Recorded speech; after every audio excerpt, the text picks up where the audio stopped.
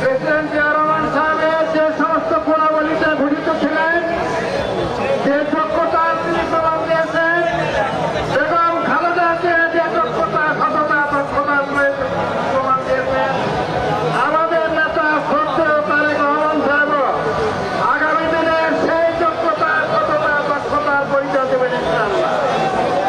শহীদ রাষ্ট্রপতি জিয়া রহমান আমাদের জাতীয়তাবাদের সৃষ্টি করে এদেশের মানুষের কাছে বহুদলীয় গণতন্ত্র ফিরিয়ে দিয়েছিলেন।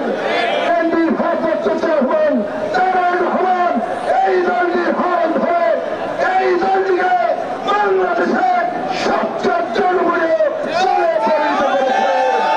আমাদের হন্দা এই বগুড়ার কৃতি সন্তান, আমাদের গৌরব ইনশাআল্লাহ বাংলাদেশের প্রধানমন্ত্রী হবে।